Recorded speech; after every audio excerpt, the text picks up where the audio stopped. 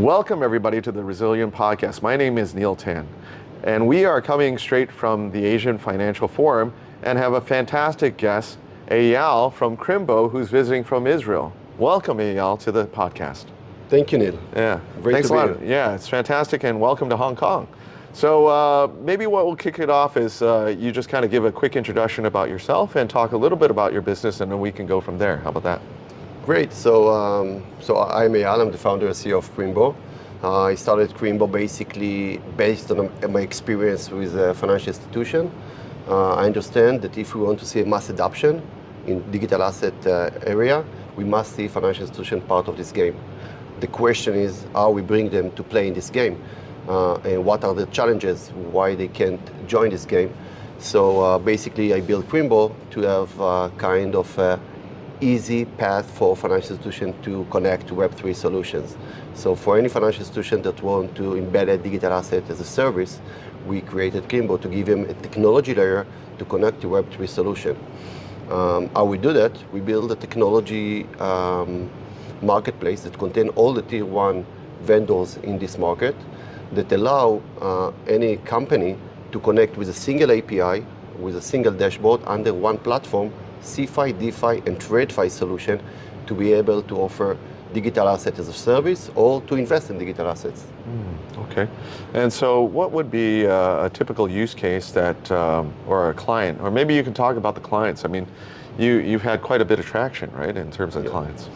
Basically, since our last round, early 2023, we had 0 clients, 0 income, but we end up today with more than 11 customers. We have 3 different type of use cases. We have payment companies that want to basically receive digital asset as a payment method. So they are using our product basically to offer their client on the cashier to pay with digital asset.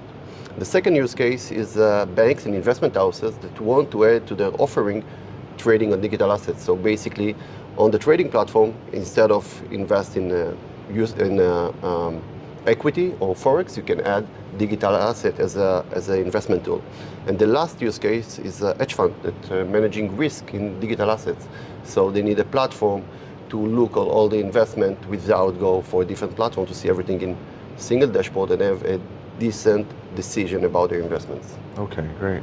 And then so maybe let's say a specific use case inside of let's say payment platforms. Maybe one of your existing customers, you could talk a little bit more detail about that use case. Like, have you had, are most of your clients inside of the payments platform, hedge funds, or other institutions, or? I think it's more or less equal between the 3 of this use case. I think the new use case is the hedge fund that we signed the new 2 customers. The last 2 customers are from the hedge fund industry. I think there is a huge demand over there. Usually they are short staff, more their focus on is to create their alpha and not to build the infrastructure because of the short staff, because of the time to market. So with us, you can launch a solution less than 3 weeks. Right. So, since you decide to work with us, because you don't need to work with all the integration to all these vendors or to build your engines to manage your activity, because you have already everything built in our platform, including all the connectivity to the market. Right. And so, are most of your clients actually here in Hong Kong? Are they in Europe, in Middle East, or? So this is our first business trip to Hong Kong because we are exploring this land, and we want to start to have customers, active customers, in the second part of this year. Basically, most of our customers, 95% of our customers from Europe.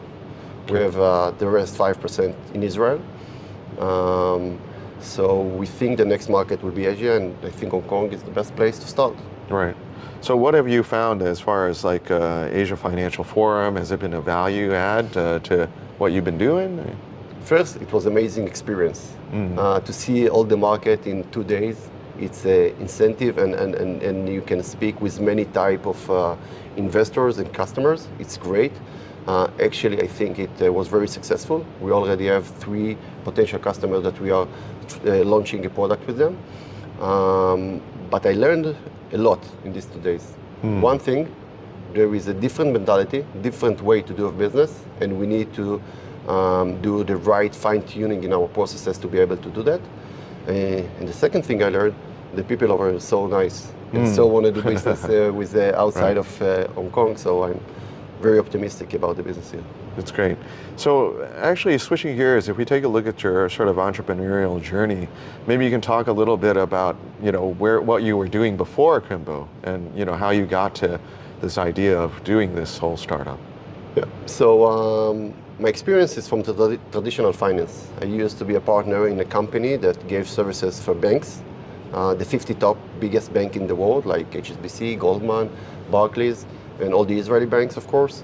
We traded OTC product against the shekel. After the company were sold, I understand that all our trading was manual, and it took about 2 days to do a transaction. Wow. And when I saw the blockchain, I said, listen, this is a great opportunity.